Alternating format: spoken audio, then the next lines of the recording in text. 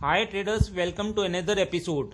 आज हम smart money concept की दुनिया के महत्वपूर्ण विषयों में से एक पर गहराई से विचार करने जा रहे हैं।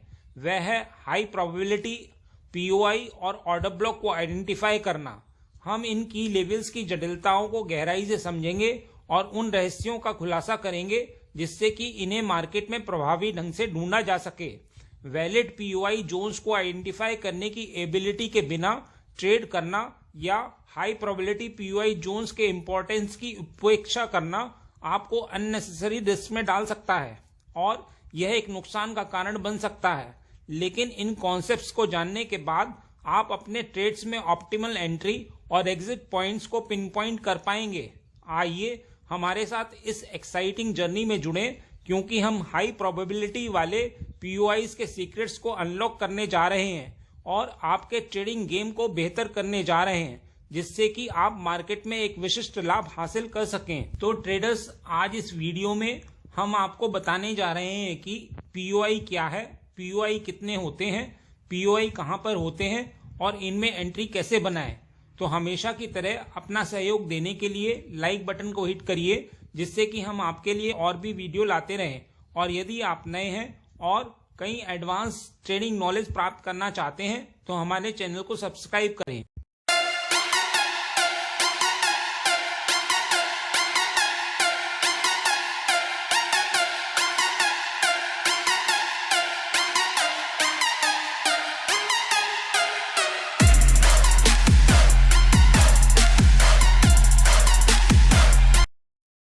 आगे बढ़ने से पहले मैं आपसे पूछूंगा एक क्वेश्चन, जिसका आंसर आप सब लोग करोगे कमेंट सेक्शन में। क्वेश्चन ये है, इंटरनल लिक्विडिटी बुलिश सिनेरियो में कहाँ होती है? तो ये हैं आपके ऑप्शंस। ए, हायर हाई और हायर लो के बीच में, या फिर बी, हायर हाई के ऊपर हायर लो के नीचे। कमेंट सेक्शन में करिए उत्तर। जो लोग सही आंसर करेंगे कोशिश करूंगा कि उनके कमेंट को हार्ट दे दूं, ताकि बाकी लोग समझ पाएं कि सही उत्तर क्या है। पीओआई एक स्पेसिफिक एरिया को रिफर करता है जहां ट्रेडर्स अपने एनालिसिस के आधार पर लॉन्ग या शॉर्ट पोजीशन में एंटर करने का रिस्क उठाते हैं और उनका मानना है कि यदि वे मार्केट में प्रवेश करते हैं तो यह जोन उनके लिए हाईएस्ट सक्सेस प्रोबेबिलिटी देगा। कुछ स्मार्ट मनी ट्रेडर्स का मानना है कि जब मार्केट स्ट्रक्चर ब्रेक करता है और ऑर्डर ब्लॉक बनाता है तो इस बात की हाई प्रोबेबिलिटी है कि प्राइस उस ऑर्डर ब्लॉक को रिस्पेक्ट करेगा और वे ऑर्डर ब्लॉक को पीओआई जोन मानते हैं। नतीजन ये ट्रेडर्स अपने बाय या सेल ऑर्डर्स को ऑर्डर ब्लॉक पर यह अनुमान लगाकर रखते हैं कि प्राइस उनके ऑर्डर ब्लॉक को एक्टिवेट करेगा और इन स्पेसिफिक एरिया से रिवर्सल लेगा। हालांकि यह ध्यान रखना महत्वपूर्ण है कि मार्केट अक्सर ऑर्डर ब्लॉक को रिस्पेक्ट करने में विफल रहता है, जिससे ट्रेडर्स को नुकसान होता है। ऐसे कई कारण हैं जिनकी वजह से ऑर्डर ब्लॉक उम्मीद के मुताबिक बिहेव नहीं कर पाते हैं, जिसके परिणाम स्वरूप इस रणनीति पर पूरी तरह से भरोसा करने वालों के लिए अनफेवरेबल रिजल्ट होते हैं। हालांकि ट्रू स्मार्ट मनी कॉन्सेप्ट के दायरे में यह समझना महत्वपूर्ण है कि हम मार्केट में एंट्री बनाने के लिए प्रत्येक ऑर्डर ब्लॉक को पीओआई के रूप में उपयोग नहीं कर सकते हैं। यह पहचानना महत्वपूर्ण है कि इनके बीच अंतर होता है। प्रत्येक ऑर्डर ब्लॉक को ट्रेड इनिशिएट करने के लिए रिलायबल पीओआई नहीं माना जा सकता है। मार्केट में प्रभावी ढंग से एंटर करने के लिए सुटेबल पीओआई को आइडेंटिफाई करने की और मार्केट डायनेमिक्स की गहरी समझ की आवश्यकता होती है। यह समझना महत्वपूर्ण है कि यदि प्राइस हमारे आइडेंटिफाई किए गए ऑर्डर ब्लॉक तक पहुंचने से पहले लिक्विडिटी जोन को स्वीप कर जाता है तो हम उस ऑर्डर ब्लॉक को सफलता की हायर प्रोबेबिलिटी वाले जोन के रूप में मान सकते हैं। यह आप जानते हैं कि प्राइस का मूवमेंट लिक्विडिटी पर निर्भर करता है। यदि ऑर्डर ब्लॉक तक पहुंचने से पहले प्राइस लिक्विडिटी को पूरा करने में विफल रहता है तो इस बात की अधिक संभावना है कि प्राइस उस जोन को मोमेंटम बढ़ाने के लिए लिक्विडिटी के सोर्स के रूप में उपयोग करेगा। मार्केट में पोटेंशियल एंट्री पॉइंट्स को आइडेंटिफाई करते समय ऊपर बताए गए पहलू पर विचार करना आवश्यक है, क्योंकि यह हमारे ट्रेडिंग डिसीजंस और रिजल्ट्स पर महत्वपूर्ण प्रभाव डालते हैं। यदि पीओआई को लिक्विडिटी की परिभाषा में समझे तो यह मार्केट के उस स्पेसिफिक जोन को रिफर करता है जिसने लिक्विडिटी को ग्रैब कर लिया हो। यह आमतौर पर सिंगल कैंडल द्वारा बनाया जाता है जो प्रीवियस मार्केट स्ट्रक्चर के ऊपर या नीचे जमा हुई लिक्विडिटी को स्वीप कर देता है।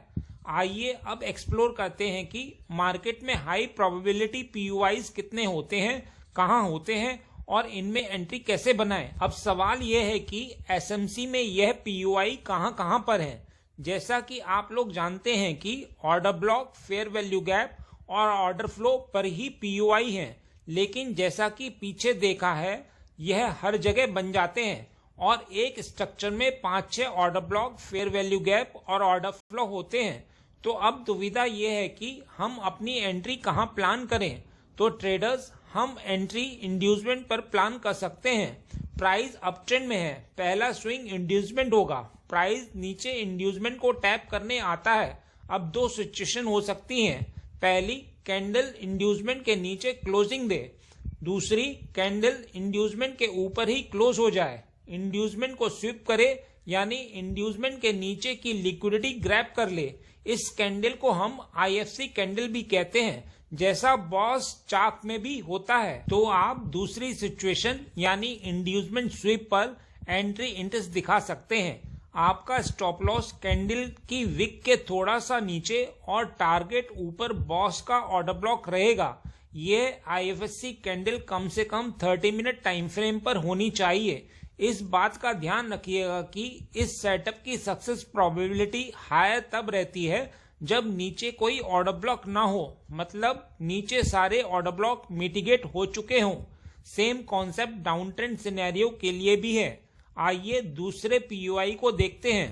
अब पहली सिचुएशन यानी यदि कैंडल इंड्यूसमेंट के नीचे क्लोज कर दे, तो यहां आपको इंड्यूसमेंट के नीचे पहला ऑर्डर ब्लॉक पर प्राइस के आने का इंतजार करना है और इस ऑर्डर ब्लॉक पर लोअर टाइम फ्रेम पर एंट्री की कंफर्मेशन जैसे चार्ट बनने पर एंटर करना चाहिए और टारगेट बॉस के ऑर्डर ब्लॉक तक रखना चाहिए।